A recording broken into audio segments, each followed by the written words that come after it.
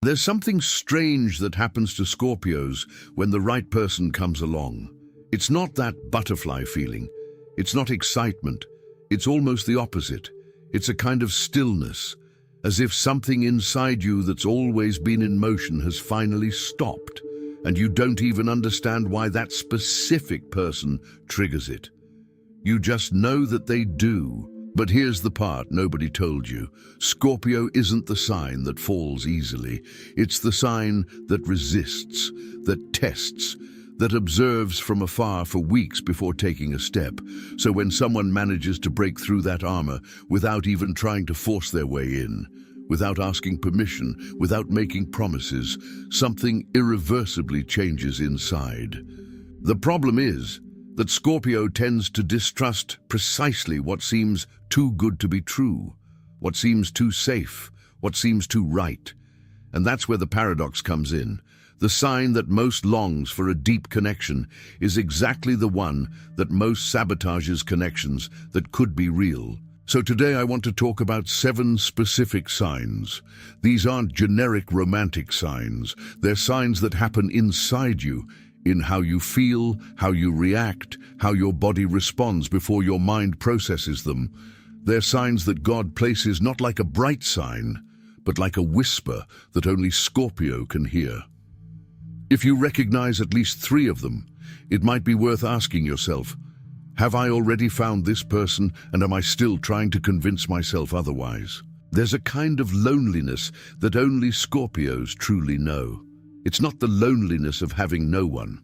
It's the loneliness of being surrounded by people and still feeling that no one, absolutely no one, comes close to who you really are. You learn to perform lightness. You learn to laugh out loud at the right moment. You learn to exist in people's world without ever truly entering it.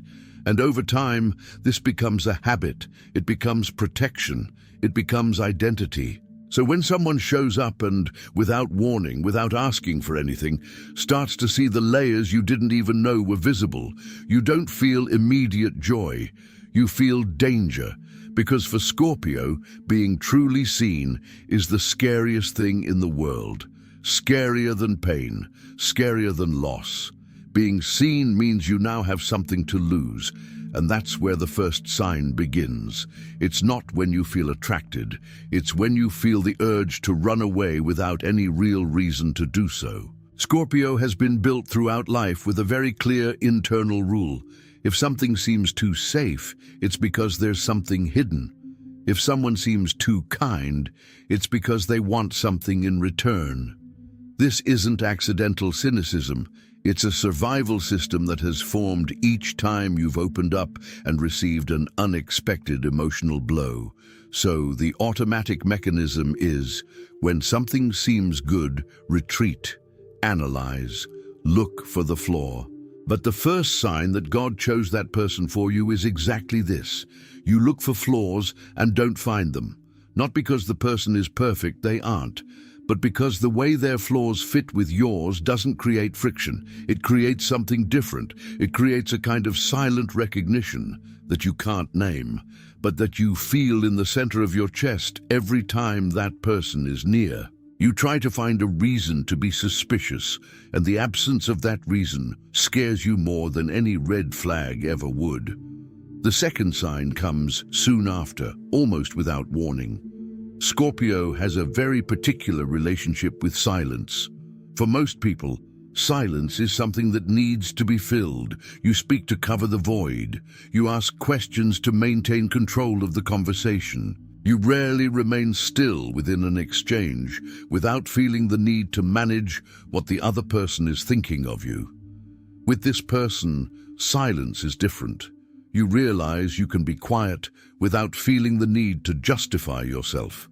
That you can stop mid-sentence, stare into space for a second, and the person simply waits, not impatiently, not anxiously, but with a presence that says, "I'm here." You can finish whenever you want. It seems small, But for Scorpio, this is huge, because Scorpio spends an absurd amount of energy monitoring what others feel. And when someone comes along who doesn't need to be monitored, who doesn't trigger that constant internal alarm, the whole body responds with something that feels very much like relief. And relief for Scorpio is almost as rare as peace. The third sign is more subtle and perhaps the most revealing of all. You begin to notice that in this person's presence, you're not trying to be the most impressive version of yourself. You're being the most honest version. And that grounds you, because the most honest version of Scorpio is the one who is afraid, the one who doubts, the one who sometimes doesn't know what they want, the one who carries stories they've never told anyone. And somehow, with that person, those stories start to come out. Not because you decided to trust them. Scorpio doesn't decide to trust someone just like that, out of the blue. But because something about that person creates a space where the truth feels safer than armor. You can't explain it. You just know it happens, and that it had never happened like this before. But here's the question that lingers.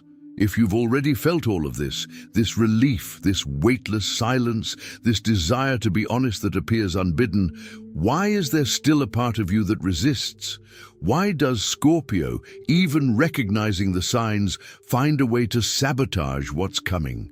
This resistance has a name. It has a root. And understanding that root completely changes how you relate, not only to other people, but to yourself. It was while searching for answers to this that I found this digital book, The Divine Path That Guides Your Zodiac Sign to a Life of Purpose. It doesn't talk about Scorpio in a generic way. It delves deep into the specific pattern that causes Scorpios to shut down precisely when a real connection is knocking at the door. This book doesn't tell you what to feel. It shows you why you already feel what you feel and how to stop fighting it. For Scorpios, who operate through depth, who aren't satisfied with superficial answers, this material is like finally finding a map to a territory you always knew existed but could never name. Right now, as you listen to this, something inside you is still processing. You're still feeling the weight of that question. Why do I resist what makes me feel good? This state, this uncomfortable moment of recognition, is exactly the right time to act. Not after the emotion cools down. Now, while you're still inside it. The link is in the first pinned comment, but be aware, this content may be taken down. Click now and download your copy. And before we continue, answer me in the comments. Have you ever felt that silence with someone, that silence that doesn't weigh you down, and yet you left? What made you go? The answer to why Scorpio resists is buried in the fourth sign. And that sign isn't a good feeling. In fact, it's one of the most uncomfortable there is. It's the kind of thing that makes you want to change the subject in your own head. That makes you look for a distraction, a reason to get out, something to pull you out of that state before it becomes too big to ignore. When the right person comes into a Scorpio's life, something strange happens to the past. It resurfaces, not gently, intensely, almost violently. Old wounds you thought you'd buried begin to hurt again. Relationships that ended years ago suddenly seem relevant once more. Fears you thought you'd overcome return with full force. And Scorpio tends to interpret this as a warning sign, as if the past were saying, be careful, don't trust. You've seen how this ends before. But that's not what's happening. What's happening is that this person's presence is activating a healing process that you haven't yet completed. They're touching on points that needed to be touched. And the pain you feel isn't a warning of danger. It's the sound of something healing. It's uncomfortable because healing always is, but it's different from suffering.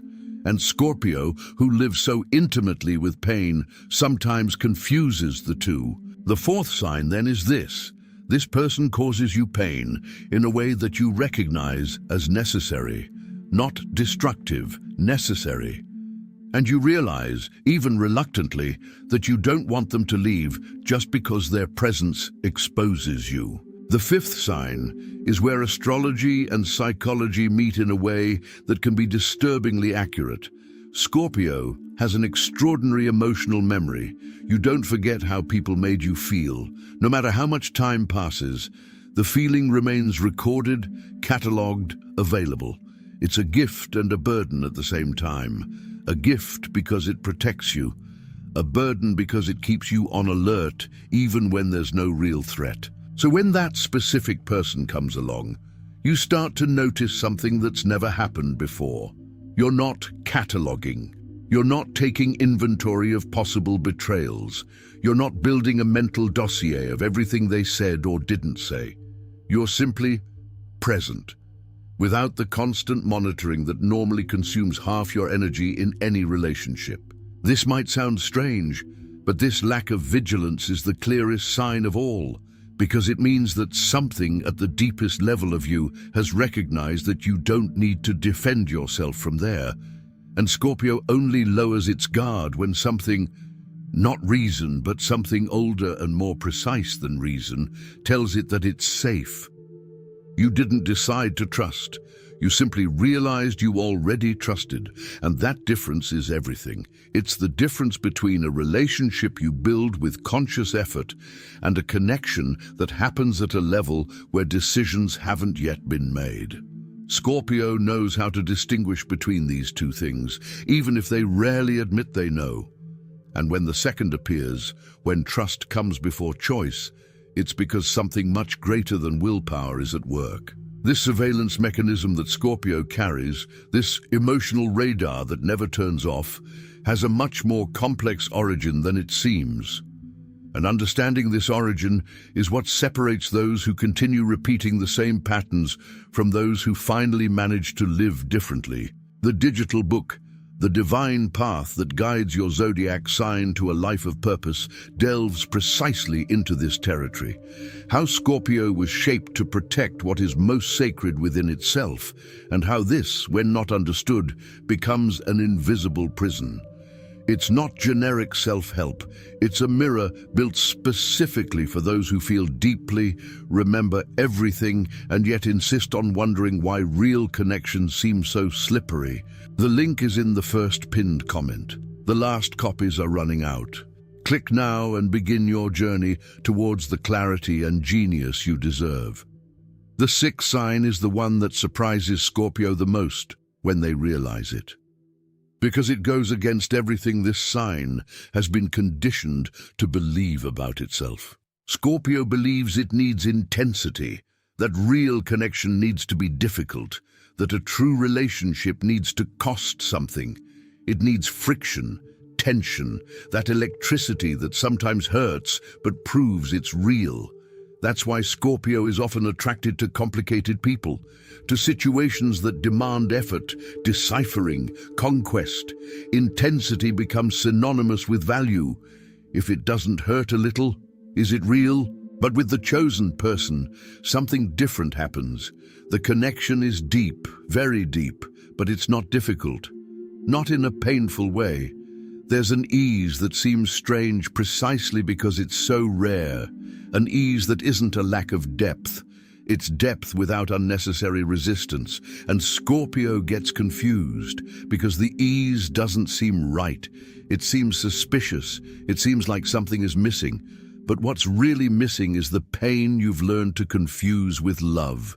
The sixth sign is that you find yourself trying to create problems where there are none, trying to test where there is no need for testing, trying to complicate what is simple. And when you find yourself doing this, when you are aware of the movement, it's because a part of you already knows that this person is real and is terrified of what that means. The seventh sign is the quietest, and perhaps it is the most sacred. There's a moment, not dramatic, not cinematic, when you're with this person doing something utterly ordinary, maybe eating, maybe silently gazing in the same direction, maybe just existing in the same space, needing nothing more than that. And in a second, without warning, something passes through you that's hard to name. It's not exactly happiness. It's something quieter. It's the feeling that you are exactly where you should be, that this moment doesn't need to be different, that you don't need to be different, that this person just as they are, and you just as you are, imperfect, still healing, still discovering, make sense together in a way that doesn't need to be explained to be true. Scorpio spends their entire life searching for something that most people don't even know for sure what it is. A connection that doesn't require performance, a presence that doesn't require defense, a love that doesn't need to be won every day because it's simply there, constant, like something that has always existed and has only now been found. And the seventh sign is that ordinary moment, which is actually extraordinary, that second when everything stops, when you're not thinking about the past or the future, when you simply are. And that person is with you. If you've ever experienced that second, even if just for an instant, even if you ran away afterward, you know. And knowing is different from understanding. Knowing is feeling in a place that words can't reach. The paradox that Scorpio experiences, seeking depth but sabotaging what is profound without causing pain, is not a character flaw. It's a learned pattern, and learned patterns can be rewritten. The digital book, The Divine Path That Guides Your Zodiac Sign to a Life of Purpose, works precisely on this level.